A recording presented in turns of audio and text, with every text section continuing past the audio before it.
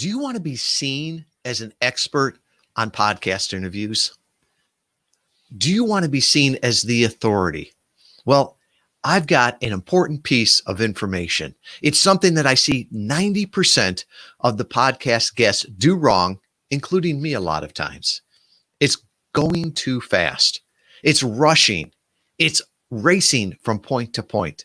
And let me explain where I learned this, where I've learned it numerous times. At the Naval Academy, midshipmen were not allowed to run. If you wanted to exercise, that was one thing. But professionals, officers did not run from place to place. You would not see an admiral come running in to a meeting, sweating out of breath, or racing to the next meeting. It made them look unprepared, unprofessional. They'd also never show up late for it, but they would walk to it.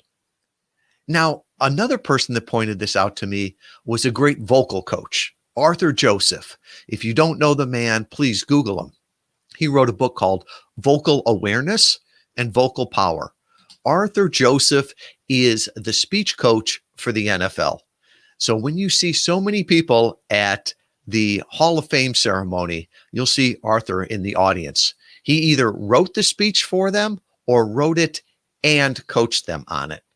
And one of the things that he pointed out to me was that we all just need to slow down.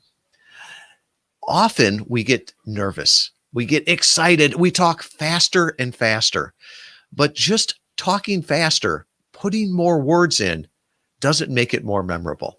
It doesn't make it more powerful. It doesn't get you understood. I think sometimes when we drive back to Chicago, there's a radio station. I think it's WBBM, and they've got news and weather on the 8s. And for 45 seconds, they'll tell you what all the weather is and what the traffic report is. And my wife is always amazed. She's like, how do you know as fast as they're talking what the traffic is? And with that, I'll say, well, if you've heard it over and over, you know what the Edens, you know what the Kennedy is, you know what the going into downtown is. And so you automatically process it. But for most of us, we're not talking to the same people every time with the same idea. And what happens is we talk too fast. Now, think about it in your own life. If you want someone to understand you, if you're talking to a child, do you raise your voice? Do you yell and talk faster so that they'll understand you? Or do you slow down, look them in the eye, and talk slower, talk softer, so they know what you are saying is vitally important? I think of the movie, one of those Dirty Harry movies, where the tensest part was when he slows down and says, "Go ahead, punk, make my day." If he would, and I probably said that twice as fast as Clint Eastwood did. If he would have said it louder, if he would have said it faster, it would have lost the impact. He was the authority in there. And I think often we learn from radio DJs and we try to mimic them and be in that high power, fast. But the problem is that podcasting is different. Podcasting is a conversation that is not bound by a clock, right? We don't have to get everything in a 3-minute session. It's a wonderful medium for that. And so with that, I think the best people are the ones that have learned that. Another great one to point to, listen to Dan Miller on 48 Days to the Work You Love. Dan comes across as genuine, honest. He comes across as the authority and the expert. And it's not because he puts an hour's worth of content into 48 minutes. No, he makes it sound like he knows, he's confident, he's assured of everything he's saying. And where I see this work the worst in podcast interviews is when everything is wrapping up.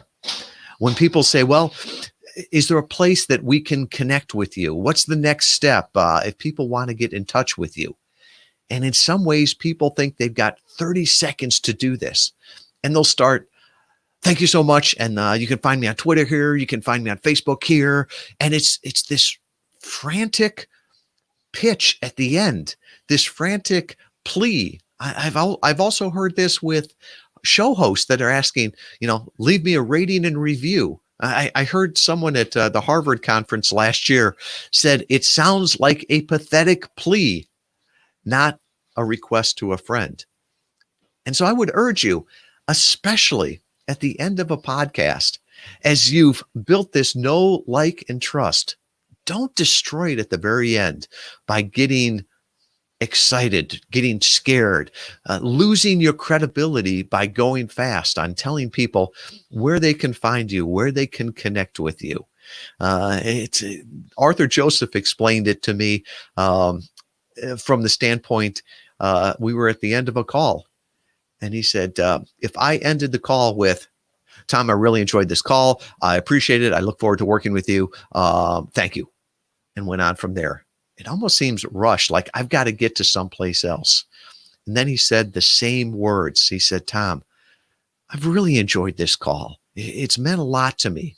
And I look forward to working with you. It probably took an extra 5 seconds, but it made all the difference in the world. Remember, some of the most memorable speeches out there, some of the most memorable talks were not the fastest. They were not the longest. They were not even the ones with the most words. I looked it up. Martin Luther King's I Have a Dream speech had 1,167 words. That's about 4 minutes of talking time on a podcast. The Gettysburg Address had 272 words. I was going to say most of our introductions on a podcast are longer than that.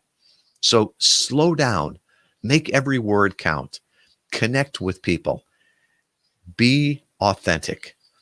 I think that will help you connect with your ideal people, to move people from being a passive listener to an active visitor, and ultimately an engaged lead in customers. It's something that I need to continually work on, and I know you can work on that too. Has obscurity become your biggest problem? Stages have disappeared. Conferences are canceled. In-person meetings seem like a distant memory. Your prospective customers still need you. They still need to hear from you. Stop trying to break through the noise. It's not working. Get in on the conversation. Get featured as the expert guest on targeted podcast interviews. Podcasts are hot. Listenership is up 20% in 2020. Podcasts are the new digital stage. Leverage other people's established platform as a featured guest. Since 2015, Interview Valet has helped over 500 leading brands get featured on over 20,000 podcast episodes. You're the guest. We take care of the rest. Stop being the best kept secret. Find out how we can help you leverage targeted podcast interviews to get heard, to grow your brand, to grow your sales, to be recognized as the market leader.